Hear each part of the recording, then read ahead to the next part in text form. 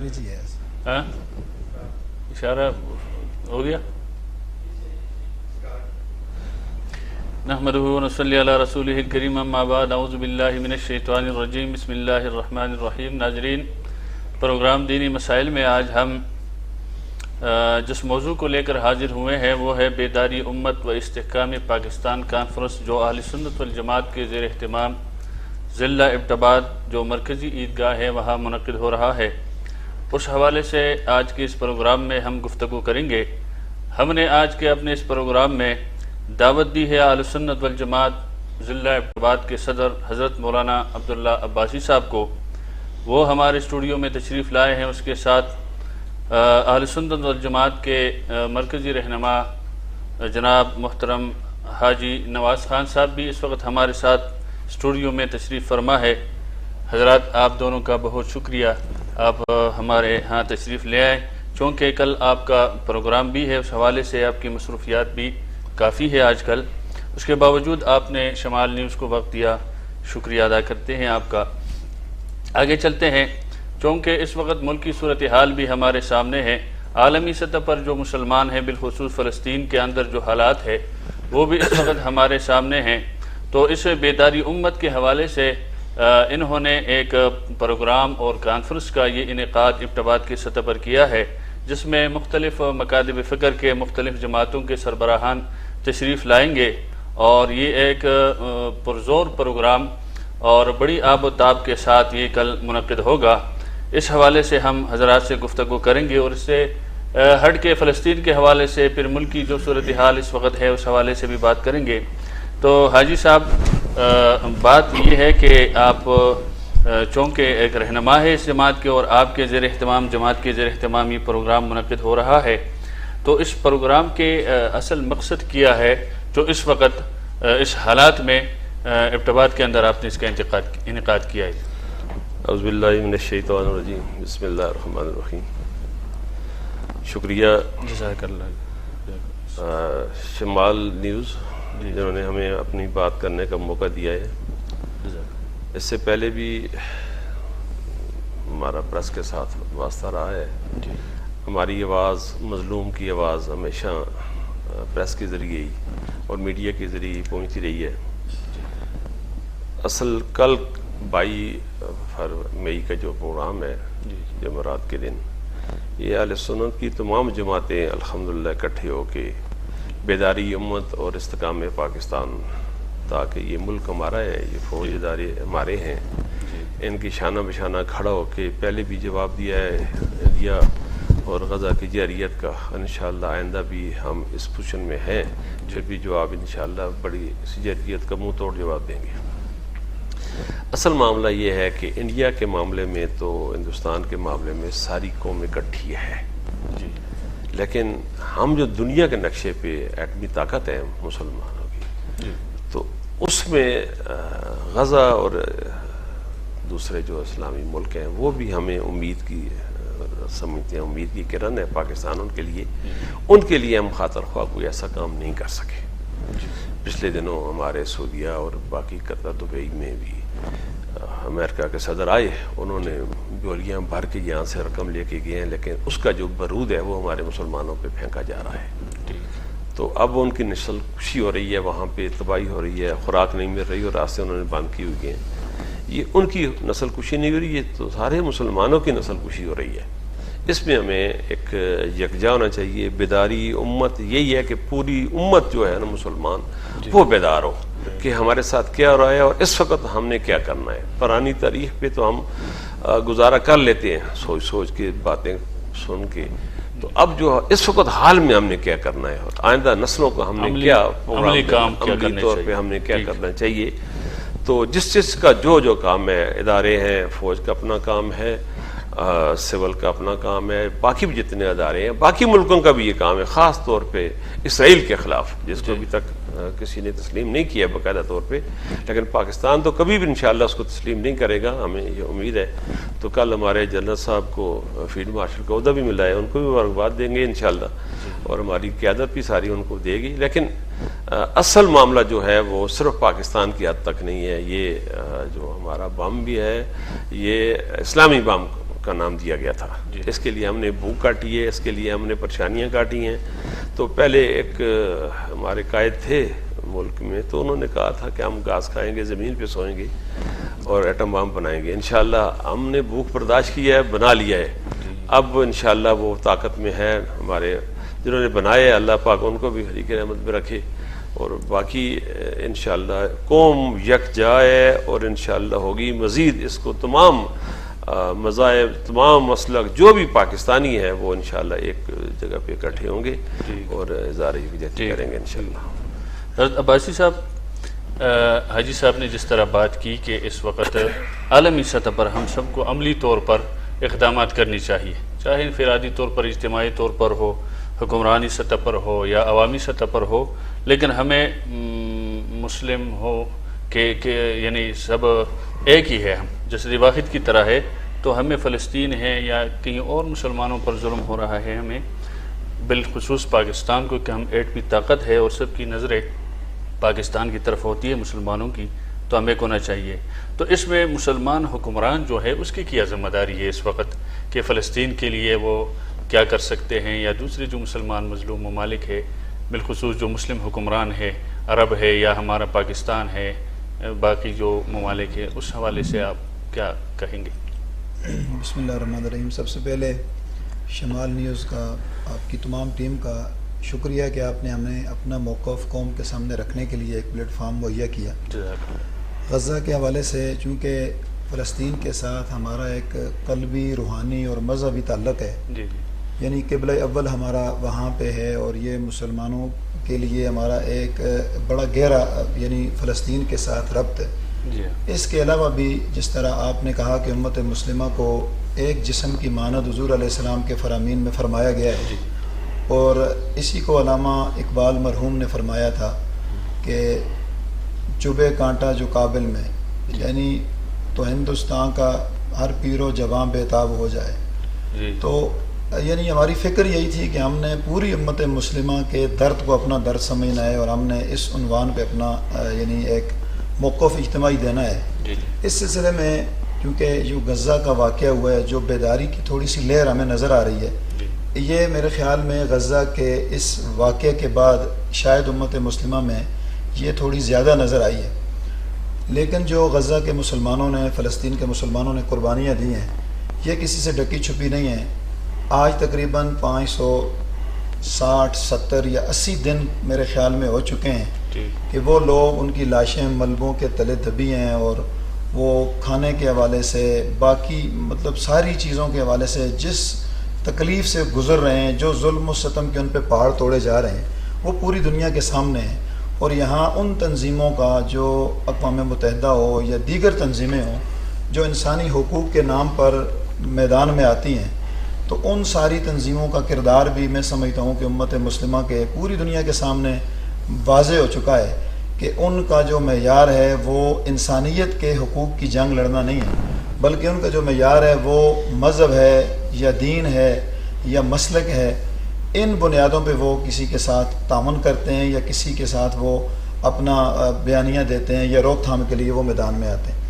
تو اس سارے جو حالات سامنے آئے, ان حالات میں مسلم حکمرانوں کا جو رویہ رہا, جو کردار رہا, وہ انتہائی قابل افسوس بھی ہے, قابل مذمت بھی ہے. بلکہ حالیہ جو دورہ عرب ٹرمپ کا ہوا, اس میں جو کچھ دیکھنے کو ملا, وہ آپ میڈیا کا دور ہے, سب اس سے واقف ہیں. انتہائی افسوسناک اور انتہائی شرمناک قسم کی بعض حرکات امت مسلمہ کے لیے ایک, میں سمجھتا ہوں کہ وہ ایک داغدار ہمارا تاریخ, ہماری رقم ہو رہی ہے. اس سلسلے میں اقوام متحدہ کو اور بالخصوص مسلم ممالک کو چاہیے کہ وہ اس عنوان پر اپنا واضح اور دو ٹوک بیانیہ دیں, اور اس وقت جو مظلوم غزہ کے مسلمانوں کے ساتھ, یا اس وقت جو فلسطینیوں کے ساتھ ظلم اور زیادتی اور ان کے ساتھ جو ناانصافی ہو رہی ہے, اس پہ پوری امت مسلمہ کو بھی, اور اس پہ بالخصوص مسلم حکمرانوں کو بھی اپنا واضح, جاندار اور دو ٹوک موقف دینا چاہیے, تاکہ عالم اسلام میں یہ بات واضح ہو اور ایک پیغام جائے کہ فلسطینیوں کا درد اور غزہ کے مسلمانوں کا درد یہ ہم سب کو ہے, اور اس پہ ہم سب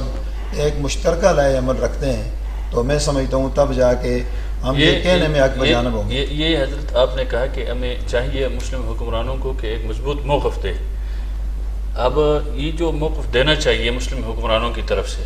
لیکن اس کی کیا وجہ ہے کہ کوئی ملک اس کے لیے تیار نہیں ہے کہ وہ اپنا ایک مضبوط قدم اٹھائے اور ایک اعلان کر دے غزہ کے لیے یا فلسطینی مسلمانوں کے لیے؟ کیا اس کی وجہ یہ ہے کہ امریکہ نے مسلم حکمرانوں کو چپ کرایا ہے، یا امریکہ کی وجہ سے یہ نہیں بولتے سفارتی حوالے سے، یا اپنے ملک کی جو ہر ملک کو اللہ نے ایک قوت طاقت دی ہے، فوج ہے ان کے پاس ہے، اس حوالے سے تو یہ کیا رکاوٹ ہے؟ امریکہ تو وجہ نہیں ہے اس کی، اس بارے میں کیا؟ یہ بات تو ہر ذی شعور آدمی اس سے واقف ہے کہ اس وقت امریکہ ہمارے اس جتنے ہمارے مسلم ممالک ہیں اور ہماری جو جغرافیائی صورتحال ہے، ظاہر ہے اس پہ اس نے بڑی گہری نظر رکھی ہے، اور ہم سے مسلم حکمرانوں سے یا ہمارے مسلم دنیا سے اتنا نہیں ہو سکا کہ ہم نے ان فلسطینیوں کے اور ان غزہ کے مسلمانوں کے ساتھ اظہار ہمدردی اور اظہار یکجہتی کے لیے جو کرنا چاہیے تھا، مثال کے طور پہ ان کی جتنی مصنوعات تھیں ان کا حکومتی سطح پہ کوئی بائیکاٹ کا نہیں کیا گیا، مذہبی عنوان پہ، دینی عنوان پہ جو لوگ سامنے آئے ان لوگوں کی وجہ سے جو نقصان ہوا وہ ضرور ہوا، ان کی مصنوعات کا بائیکاٹ کا ضرور یعنی ماحول بنا، اور الحمدللہ اس پہ ابھی بھی کام ہو رہا ہے۔ اور ہم بھی یہ اپیل کریں گے اس آپ کے چینل کے توسط سے کہ کم از کم اس وقت ہم جس پوزیشن پہ کھڑے ہیں کہ ایسا نہ ہو کہ ہم کل مجرمین کے صف میں کھڑے ہو جائیں۔ اس سے بچنے کے لیے ہمارے پاس جو کم سے کم تر راستہ ہے، میں سمجھتا ہوں وہ یہ ہے کہ ہمیں ان کی مصنوعات کا،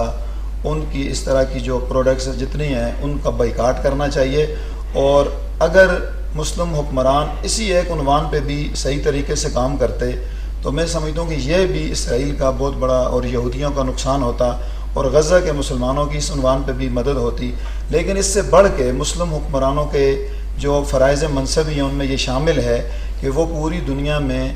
بالعموم اور بالخصوص غزہ میں ہونے والے واقعات کا نوٹس لیں، اس کے لیے باقاعدہ پالیسی بنائیں، اور اس میں اقوام متحدہ اور دیگر انسانی حقوق کی تنظیموں کو اس وقت وہ متحرک کریں، اور ان کو یہ ذمہ داری کا احساس دلائیں کہ اس وقت مسلم امہ آپ کے حوالے سے تشویش میں مبتلا ہے کہ آپ غزہ پہ ہونے والے ظلم کے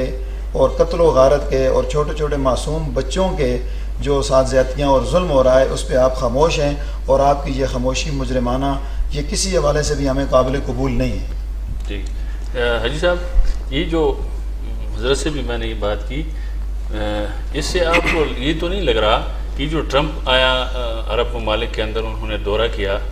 وہ اس کی غرض یہ تو نہیں تھی کہ چونکہ وہ سعودی عرب کو مسلم حکمرانوں کا ایک سربراہ اور بڑا سمجھتا ہے تاکہ میں جاؤں ان کو اس حوالے سے مسلم دنیا کو یا مسلم حکمرانوں کو چپ کرانے کی کوشش کروں، اور پس پردہ اگر یہ بات ہوئی ہو کہ جی آپ غزہ کے حوالے سے اپنا موقف نرم رکھیں، ایسی کوئی بات تو نہیں ہوئی ہوگی، اس لیے مسلم حکمران خاموش ہے؟ دیکھیں جی، اصل معاملہ جو ہے انڈیا پاکستان کے معاملے میں بھی اس نے واضح طور پہ کہہ دیا تھا کہ پہلگام میں جو کچھ ہوا ہے پاکستان اس پہ ملوث نہیں ہے، لیکن پھر بھی آپ ملوث ہیں تو آپ پہ وہ بمباری کریں گے تو آپ نے آگے سے بولنا نہیں، ان کے ساتھ تعاون کرنا ہے،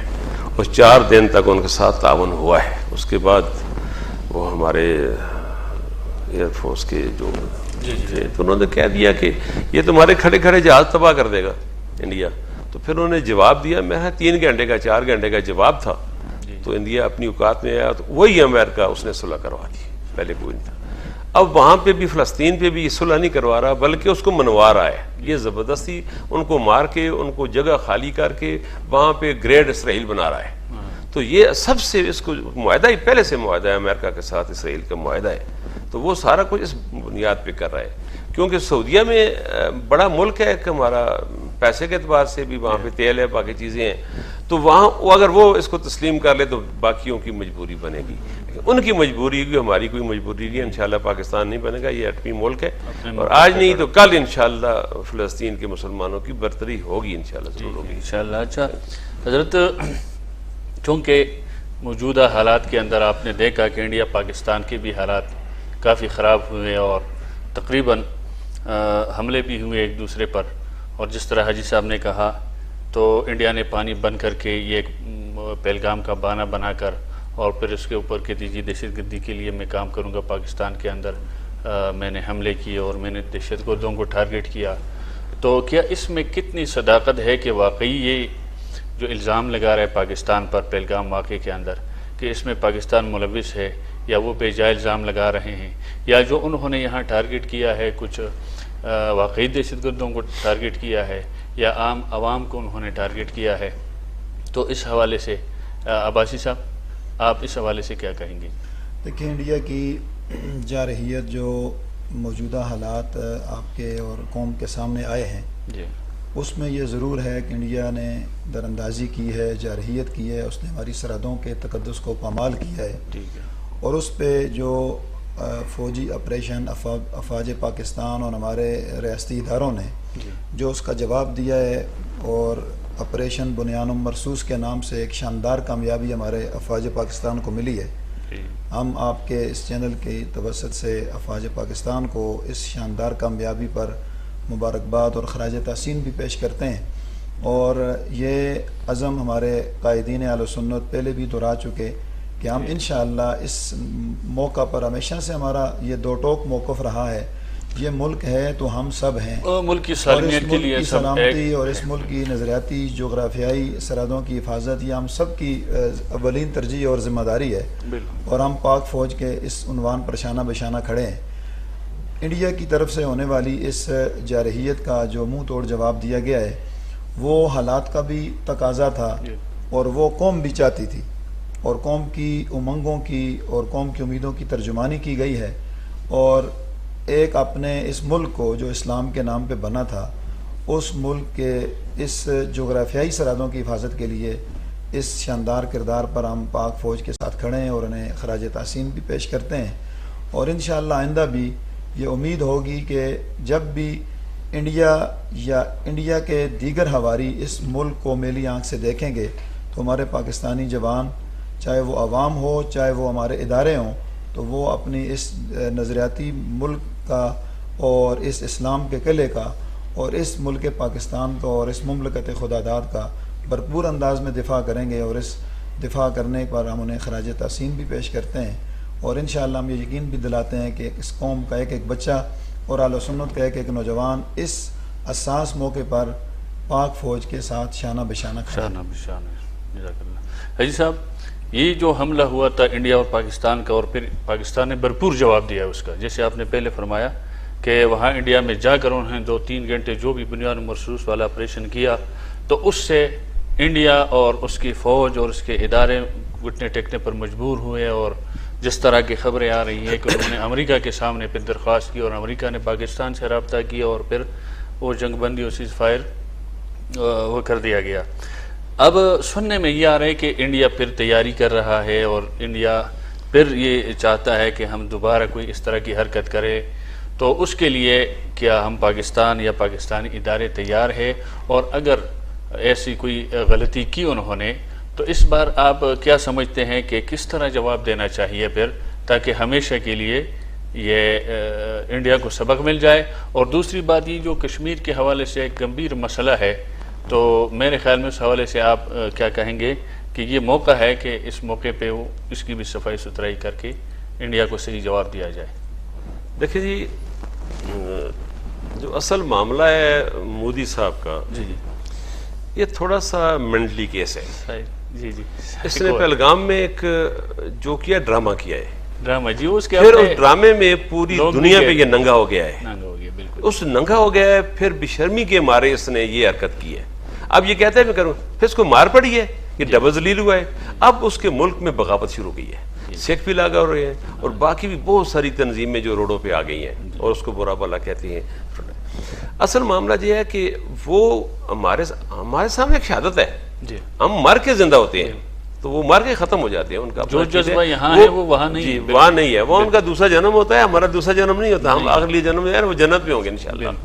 ہم مر کے زیادہ خوش ہیں۔ اس لیے کشمیر کا جو معاملہ ہے یہ ایک سازش ہے، اقوام متحدہ کی قراردادوں کے مطابق اس کو حل کیا جائے، کشمیریوں سے پوچھا جائے وہ پاکستان کے ساتھ آنا چاہتے ہیں یا انڈیپینڈنٹ رہنا چاہتے ہیں، جس طرح بھی وہ خوش ہیں ان کا فیصلہ کرنا چاہیے۔ اسی بات پہ ایک بہت بڑی اس کی عوام ہے، تقریباً 1.5 ارب کے قریب اس کی عوام ہے،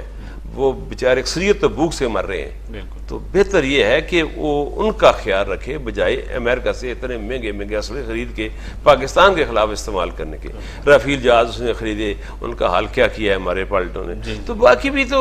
یہی حال ہوگا ان کا. ہمارے پاس الحمدللہ خود کش بمبار بھی ہیں، بہت کچھ ہے ہمارے پاس. سب سے بڑا ایمان ہے ہمارا، تو وہ نہیں ٹیک سکے گا. اگر دوبارہ کرے گا تو بڑی غلطی ہوگی اس کی. فوج کے شانہ بشانہ بلکہ پاکستانی عوام انشاءاللہ فوج سے آگے جا کر بارڈر پہ خود بھی الحمدللہ بڑی ضرورت رکھتے ہیں مسلمان ہیں. اچھا جی، جو کل 22 مئی کو پروگرام ہے آپ کے، اس پروگرام کے حوالے سے جی کچھ بات ہو جائے. عباسی صاحب، اس میں کون آ رہے ہیں اور کن جماعتوں کے سربراہان کو مدعو کیا ہے، اور اس کے ذرا ناظرین کے سامنے اس حوالے سے بات بتائیں. 22 مئی کل جمعرات کے دن جو ہماری کانفرنس ہو رہی ہے، الحمدللہ ہماری جماعت کو یہ اعزاز حاصل ہے کہ ہم نے مختلف مسالک اہل سنت کے مختلف مکاتب کے زعماء کو، قائدین کو، نمائندگان کو اور اہل سنت کے وکلاء اور تاجر برادری اور دیگر شعبۂ زندگی کے لوگوں کو ہمیشہ ایک ایسا پلیٹ فارم مہیا کیا ہے کہ آپ آئیں اور اس عنوان پر قوم کے سامنے بھی اور پوری دنیا کے سامنے بھی اپنا ایک موقف رکھیں کہ ہم مسلمان ہیں، اور ہمارا جو بنیادی جو مطالبہ اس وقت ریاستوں سے یا حکومتوں سے ہے یا استحکام پاکستان کے لیے جو ہم چاہتے ہیں کہ ہم کوشش کاوش کر سکیں، تو وہ ہمارے پاس الحمدللہ کل جو قائدین اور نمائندگان وہ ساری مذہبی اور دینی جماعتوں کے لوگ تشریف لا رہے ہیں. اور بنیادی ہمارا مقصد یہ ہے کہ گزشتہ عرصہ میں جو 2 ہمارے بڑے ایوانوں سے ناموس صحابہ والے بیت بل کو متفقہ منظور کیا گیا تھا، ناموس صحابہ والے بیت ترمیمی بل، اس کو نافذ العمل بنایا جائے. اور اس کے نافذ العمل بنائے جانے کے بعد اس ملک میں مزید استحکام آئے گا. سوشل میڈیا کے دور میں ہم آئے روز کہیں نہ کہیں اس عنوان پر دکھ کا یا تکلیف کا شکار ہو رہے ہیں. تو آپ کے چینل کی توسط سے ہم یہ مطالبہ بھی رکھیں گے اداروں کے سامنے بھی اور دیگر ذمہ داران افسران کے سامنے بھی اور اس ملک کے صاحب اقتدار لوگوں سے بھی کہ وہ اس اساس عنوان پہ ہمارے ساتھ ہمارے دست و بازو بنے. اور جہاں پہ آپ یہ سمجھتے ہیں کہ اس جو قوانین یہاں پہ بن چکے ہیں، جس طرح ناموس صحابہ اہل بیت بل کا قانون 2 بڑے ملک کے ایوانوں سے، قومی اسمبلی سے بھی اور ایوان بالا یعنی سینٹ آف پاکستان سے بھی جو متفقہ پاس ہوا اور صدر کی میز پہ جانے کے بعد بدقسمتی سے وہ نافذ العمل نہ ہو سکا، اسے نافذ العمل بنایا جائے. اس کے لیے قوم ہمارے ساتھ اس آواز میں آواز ملائے تاکہ اس ملک میں شاعر اسلام کی، حضور علیہ الصلوۃ والسلام کی عزت اور ناموس کی، صحابہ کرام کی، اہل بیت عظام کی عزت اور ناموس کی حفاظت یقینی بنائی جا سکے. اور یہی ہماری فکر ہے، اور اس پہ ہم اہلیان ہزارہ کو، اہلیان ابٹباد کو، عوام الناس کو، جملہ اہل سنت کے تمام تنظیموں اور تمام جماعتوں کے ذمہ داران کو، کارکنان کو یہ دعوت دیں گے کہ آپ کل کے ہمارے اس پروگرام میں شریک ہوں اور جتنے مکاتب فکر کے حضرات علماء کرام پالیسی ساز بیان دیں گے اسے آپ سنیں، اور اس کے بعد ہم تاکہ ایک مشترکہ لائحہ عمل طے کر سکیں اور ہمارا ملک اس سے مستحکم ہوگا، مضبوط ہوگا. کل غزہ کے مظلوموں کے ساتھ اظہار یکجہتی بھی ہوگی، پاک فوج کے جوانوں کو خراج تحسین بھی پیش کیا جائے گا، اور ہمارے قائدین اور عمائدین اور قائدین اہل سنت اس عنوان پہ اپنا بیانیہ دیں گے. تو میری آپ کے چینل کے توسط سے یہ گزارش ہوگی کہ کل کے ہمارے اس پروگرام میں آپ شریک ہوں. انشاءاللہ یہ پروگرام استحکام پاکستان میں سنگ میل ثابت ہو. ٹھیک ہے حجی صاحب، یہ جو بیداری امت استحکام پاکستان کانفرنس، اس میں تو فلسطین کے حوالے سے، اس حوالے سے بیداری امت کو حوالے سے تقاریر اور خطبات ہوں گے، تو پاکستانی اداروں کو بالخصوص افواج پاکستان کو اس میں خراج عقیدت بھی پیش کیا جائے گا. جی یقیناً کیا جائے گا. جو اصل میں تربیت یافتہ لوگ ہی جو جنگ کا اصل جو سمجھتے ہیں وہی کریں گے. ہم تو ٹیکنیکل ایڈ دے سکتے ہیں، چندہ دے سکتے ہیں، ہم ان کی مرہم پٹی کر سکتے ہیں، ہم حوصلہ بڑھا سکتے ہیں، جی، اور آگے پیچھے ہم ان کو نوجوان دے سکتے ہیں جن کو وہ تربیت دیں اور راستہ دیں اور وہاں تک انشاءاللہ رسائی دیں. تو بہت سارا کام افواج پاکستان کا عوام بھی کرنے کے لیے تیار ہے. یہ ہوگا. بہت مہربانی آپ دونوں مہمانوں کا جی، آپ نے وقت دیا شمال نیوز کے لیے. چونکہ مصروفیات بھی ہے آج کل، آپ کے میٹنگز وغیرہ چل رہے ہیں ناظرین، پروگرام میں گفتگو آپ نے سنی حاجی صاحب کی اور مفتی عبداللہ باشی صاحب کا بھی، چونکہ اس وقت اس پروگرام کا اصل مقصد بھی یہی تھا جو کل کانفرنس بیداری امت اور استحکام پاکستان کے نام سے منعقد ہو رہا ہے، اس میں ایک تو یہ ہے کہ بھرپور شرکت کرے، کیونکہ ہم چونکہ باقی اگر کچھ نہیں کر سکتے ہیں تو ایک آواز اٹھا سکتے ہیں احتجاج کے طور پر، اور جس طرح مصنوعات کے حوالے سے کہا گیا تو وہ بھی ہم کر سکتے ہیں، تاکہ کل ہم اللہ کے سامنے یہ کہہ سکے جو ہمارے اختیار میں تھا، جی ہم میدان میں آئے تھے اس کے لیے، اور بالخصوص پاکستان کے استحکام کے لیے بھی دعا کرنا چاہیے، فلسطینی مسلمانوں کے ساتھ اظہار یکجہتی اور دعا بھی کرنا چاہیے۔ اسی کے ساتھ اجازت دیجیے، اللہ حافظ۔